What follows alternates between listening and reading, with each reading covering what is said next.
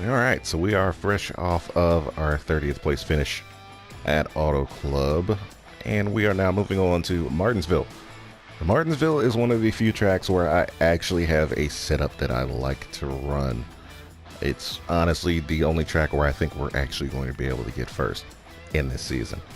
Not even kidding. So if we can get first, hey, rookie season, you qualify for the chase right off to the postseason. First season. I'm serious. This is honestly what I think is the best setup. I don't know if other people do this. I don't think I've seen anybody run Martinsville yet on YouTube.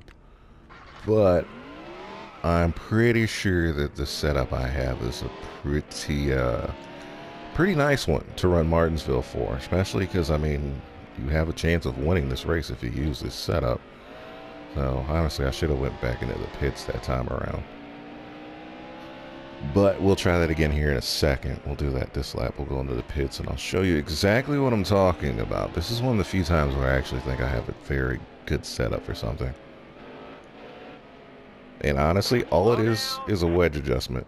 That is it. Wedge adjustment. When you're slow, like we are right now, with little to no upgrades, I drop down to about 45.5. That might seem a little crazy. Matter of fact, we'll just go ahead and go 45 flat. I mean, that might seem just a little bit crazy to some, but it honestly helps. I mean, you want your car to turn here. I mean, at least to me. Like I said, I don't have a huge amount of knowledge on NASCAR and all that stuff, but for my runs, I'm almost always qualifying here first. That's on normal, and I recently tried it on hard and still somehow came out first. But that's the big thing. You want to switch your car to, now don't mind I'm right on the curb. I'm trying not to crash. But, that's kind of the thing. You want your car able to turn. You can actually smash through these corners. I'm actually going to go ahead and jump to qualify. And if this doesn't work out, and maybe I kind of undershot that number, oh well. But let's take advantage of there being no cars out here right now. But I like to have the ability to actually turn and be able to just full throttle smash the gas coming out of that corner. I actually do hit the brakes, of course, here. You kind of need to. Let the car drop back to third and just kind of lightly push the gas through the corner there. Here, if you go up to the outside like that, you can just floor back on the gas. Usually, I come out at like either 20 flat or 19 on these laps, and 19 usually almost always gets me the pole. So I'm going to try to get to 19. I don't think I'm going to get 19 with no upgrades. But 20 has gotten me the pole before. So I wonder, does that actually show up? That doesn't show up here. I think the fastest lap I've run here has been like a 19.1. But honestly, this is easiest setup. We'll see what happens here. I'm actually going to transfer the sim here in a second. Alright, let's transfer the sim. We got the pole as of right now. So if you run quick qualify instead of this setup that I have, that I wish I would have switched before I came in here, you would have the pole. 20 seconds on normal lands you the pole.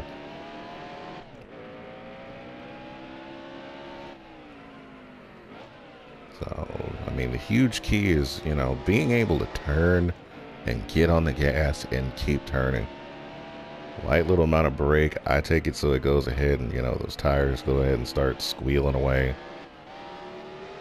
You want to make sure you don't hit the wall at all. That's for sure.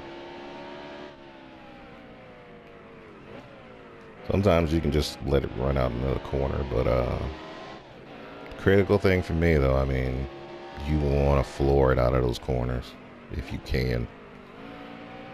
You're about halfway through the corner when you want to get back on the gas on this. This one, you kind of want to make sure you can actually see the grandstands when you floor it. If you can see the grandstands on the left hand of your screen, you can probably get away with flooring it. So there we go, another 22nd. It wasn't 20. It was basically 21, but it was, you know, it wasn't where we wanted to be per se. I don't see them touching that. I mean, if Keselowski didn't touch it, I think I'm okay.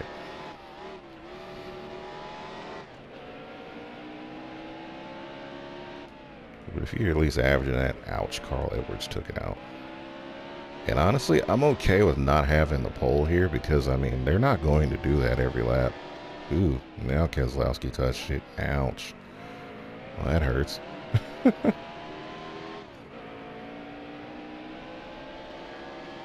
So, I'm fine with that. So, we got 4th place. We still have another chance because there's still session 3. Go, go, go, go, go, go.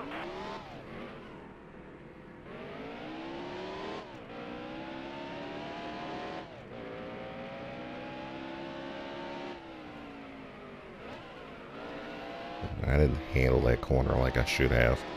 Like I said, I am by no means a perfect driver. This is honestly just a setup that I find works best for me when it comes to, you know, not having any upgrades and having upgrades. I mean, I think I honestly have, I think almost all my wins here pretty much have been here.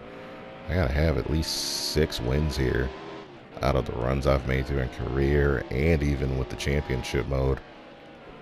And there we go. That was definitely faster than the last time. 20.607. Yeah, honestly, I'm happy with that. I know now I've got Carl Edwards over here messing with my time. But, you know, if you're coming out the corner doing what I just did, like you're actually going to gain on them, then you're hitting the corner just right with this setup. Especially that last corner coming back around to the line.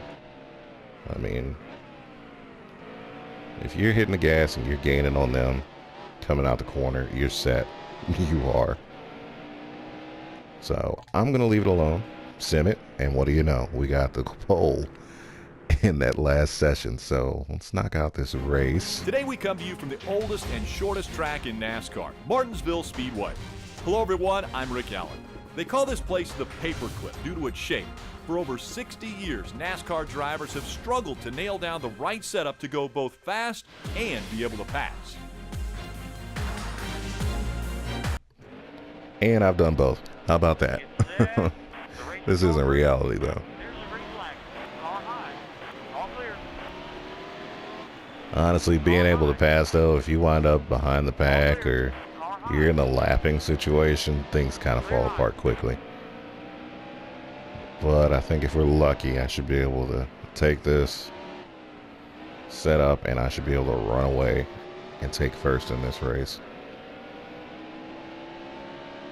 That's the one main thing for that reason I have that set up. As you can see, Edwards caught up there. I mean, that's kind of what you're going to have to deal with.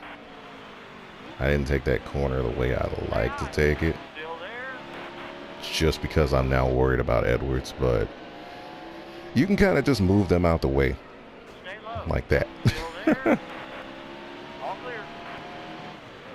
He became a nice little break and a nice little catapult for me.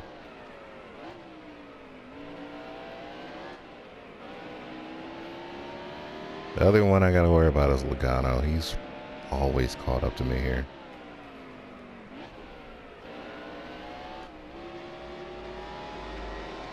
So that's definitely a big one you want to try to push for, though. Hitting these corners just right. So, I mean, once you set this up, go into practice. I mean, and I mean literally sit in practice. If you really want to win this race with this setup, head into practice and just run. Just like this. Cars, no cars, whatever you're going to do. And run it.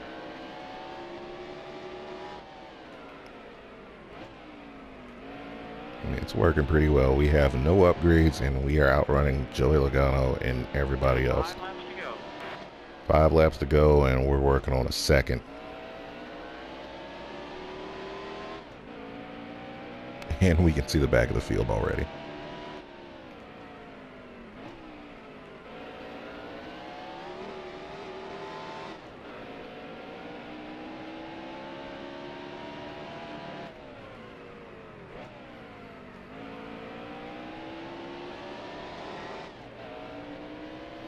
See, once you get the hang of it, I mean, it's just a glide. I didn't even use the brakes in that corner. I was just letting the normal assist take over. I don't know how this will work in simulation, but knowing simulation, it's not going to work. You're going to slide out. All clear.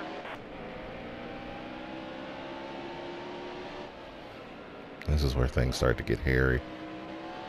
Just because of traffic, because traffic really screws things up. Still there. 2 to go. All clear. Stay high. Still there.